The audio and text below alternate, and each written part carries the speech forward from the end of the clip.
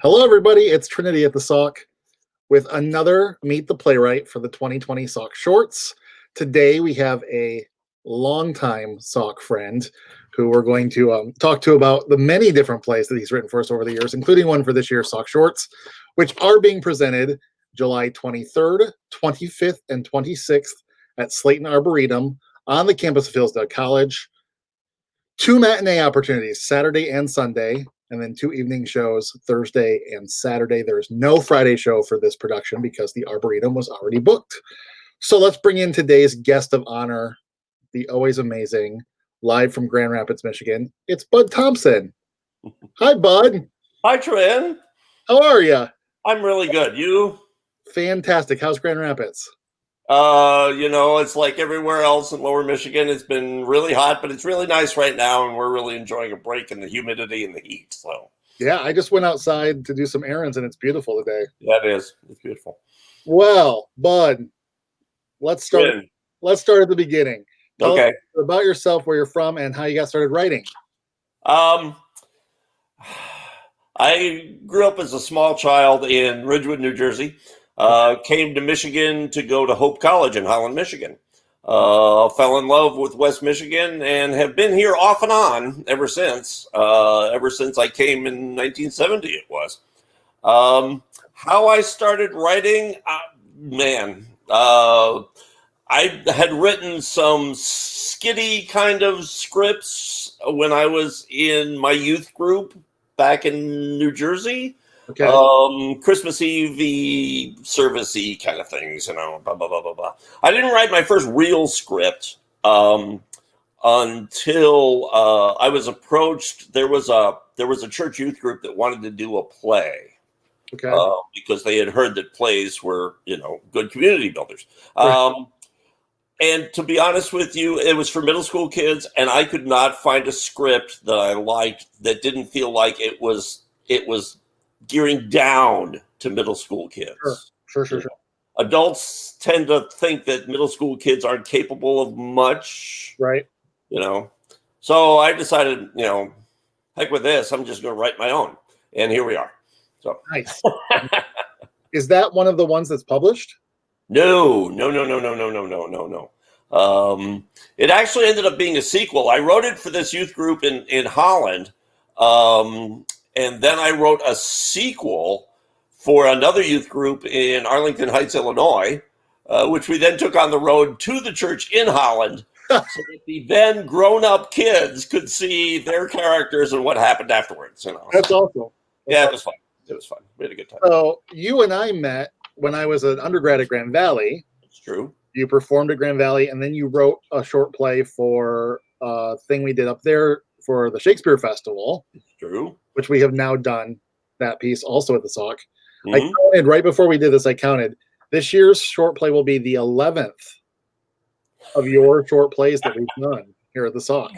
And I really appreciate you doing that and this relationship that we've built. I mean, outside of our friendship, the theater relationship and the warm embrace, and that is an understatement by a long shot, the warm embrace I have received at the Sauk from its patrons and from its actors for the work that we've been able to do together. So that's awesome.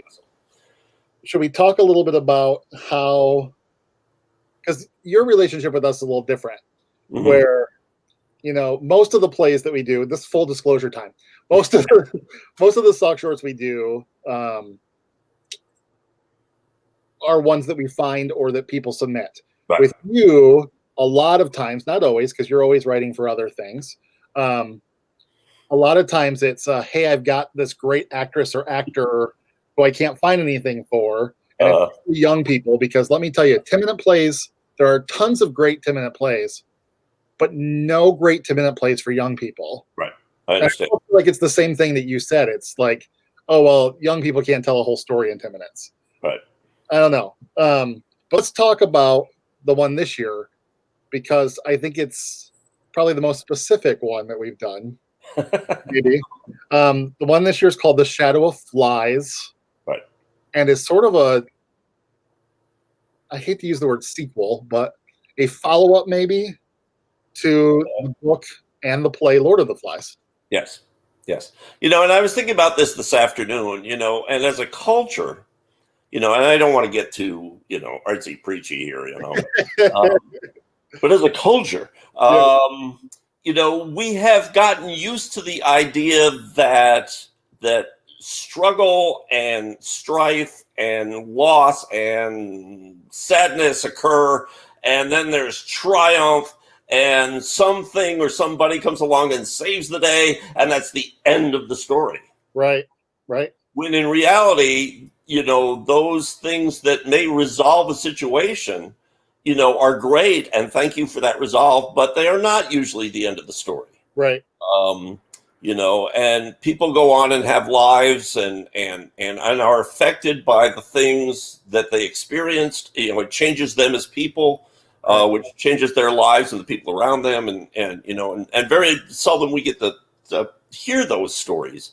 Sure. Now, unfortunately, there are some stories that have had a ridiculous number of sequels, where they should have let the story end at the happy ending, but oh well, sure. It's a consumer culture. So give them what they want, So at any rate, do you want me to go into the story of how we came about with this, or? Well, yeah, and I think it's safe. We don't want to give too much away, but I think it's fair to say that it's about two of the characters from Lord of the Flies who meet by chance many years later. Right. Exactly. Not even necessarily many years later. I'd say a few years later. Yeah, a few. Yeah. And for our viewing audience, if you haven't read The Lord of the Flies in a long time, you're not gonna not get this show. Right. Okay. If you are familiar with The Lord of the Flies, if you've read it recently, if you want to go back and find the cliff notes, that'd be great. Or if you saw it at the Sauk last fall. Or if you saw it at the Sauk last fall, which in fact is where all this began. Right.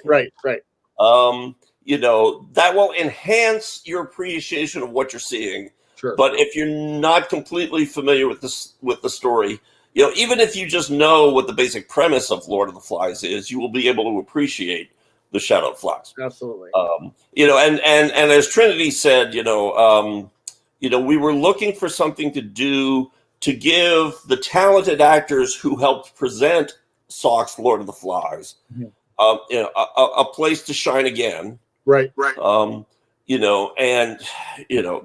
long story short, it dawned on me one day, if we're looking for something to do with the kids from Lord of the Flies, why don't we do something with the kids from Lord of the Flies in the story? Right. And then obviously the actors who played them on stage would get a chance to revisit those characters, but if not, we blah blah blah blah blah. Anyway, so the idea, it just came to me, and originally I had envisioned it as they run into each other on a subway platform in London. But on further reflection, I wanted a little more intimate setting where they would have a chance for conversation rather than, oh my God, it's you, bye, on a busy platform.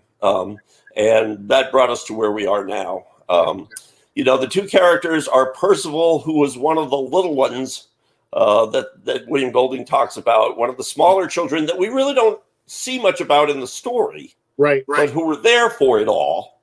And one is Bill, who's one of the high school kids who becomes part of Jack's tribe.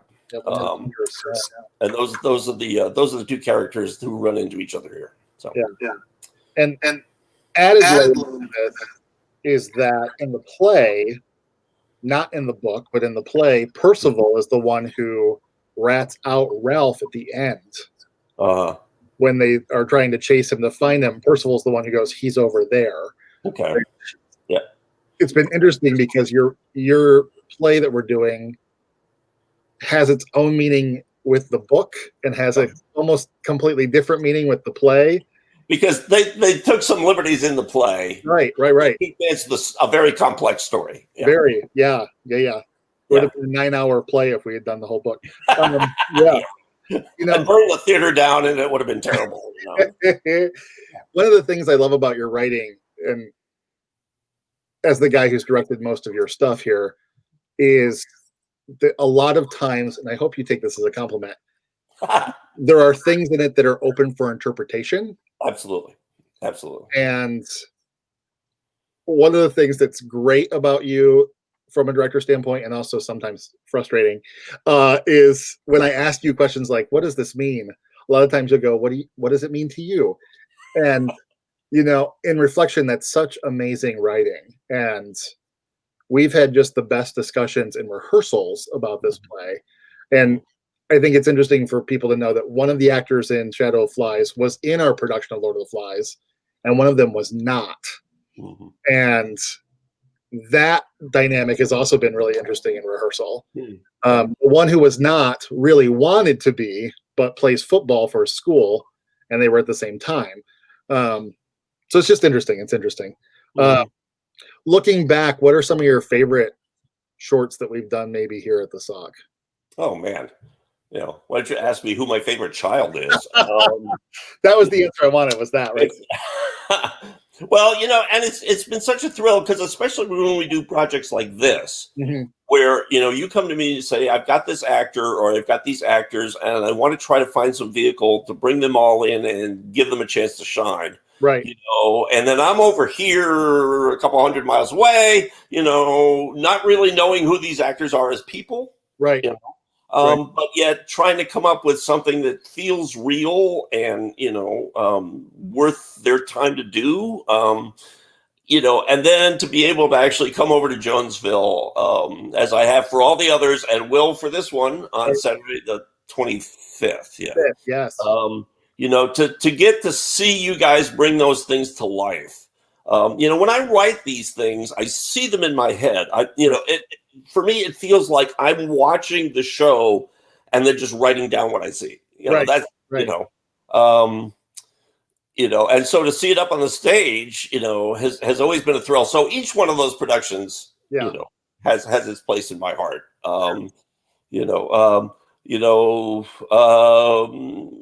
247, with the four guys who were four versions of the same person 10 years apart, was a favorite. And I still get compliments on that when I show up at the Sauk. People remember that in particular. When we did Magic, that was my first time, you talk about, asking me, well, what does this mean? Well, what does it mean to you? That was the first time I had ever ventured into, here's a character who's central to what's happening here, and we never see her. Right. And it was interesting at the audience discussion, which I'm sorry we're not going to be able to do this year. But if you see me there, feel free to come up and say hello and ask a question. Yeah, for sure. But the discussion afterwards, some people found that really interesting and clever, and some people found it really annoying. Yeah. And as an artist, you go, yes, I've done my job, and for the actress who's created this fully developed character that no one sees. Yeah, exactly. And you have to yell through a door. Right. So it really is a challenge for an actress, Way to go. You guys did a great job with it. Well, thank you. So last question, are you writing anything right now? Is there anything coming up? Well, everybody knows that theater is kind of on hold, I mean, God bless you guys for doing the Sauk shorts. Say that 10 times fast. And inviting us to come into a beautiful outdoor space where we can socially distance and all that. But not much is happening, and I tend to be a guy who likes a deadline, Sure. But there are no deadlines, for anything, That's always the first question you ask me. When I ask you to write something for me, you go, what's the deadline? Yeah, well, because I need to put it on my calendar, because my brain needs to go, you'd have to have it done by then, Right. I watched your other interview, and he was talking about writing every day, and I understand that. Sure. But the need to get it done is a real impetus for me, and really makes my brain kick into gear. If there's no deadline, if it's just going to sit in the computer and gather dust, it's sort of like, So, am I writing anything? Not literally. There are always things in my brain, and I'm always watching situations and going, oh, that could be interesting. Yeah. When we come back. we should mention you wrote one of the living room monologues. I did. I didn't even write that down. So again, another strange piece where there's a lot of what's going on here, you know. But that was fun, you know, and that was an idea that came to me. And once the idea came, Zoom, you know, it came up out of my fingers. And Matt did an amazing job with that. Yeah. If y'all haven't seen it, I suggest you go back and find it. It's there. So you can see it. It's on the website. Click the living room monologues. Yeah. All right. Well, we went much longer than I told you we were going to, but that's okay. I'm sorry. I babble. I could go on for hours. So Shadow of Flies is in the second act of the Sauk Shorts, which is coming up next weekend, July 23rd, 25th, 26th. Tickets are available at the website. You can see Bud on Saturday night. He'll be at the Saturday night show. And you can have your own mini talk back with him since we are not doing it. I would love that. If you have questions or things you want to say, you know, please feel free to come up and say hello. So please. Wonderful. Thank you, Bud. I'll see you next weekend. Thank you for watching. Thank you to everybody at the Sauk and in the Jonesville area in general who keep the Sauk alive. You know, we appreciate you and love you, and thanks for all the support. Yes. Thank you all. Have a good afternoon.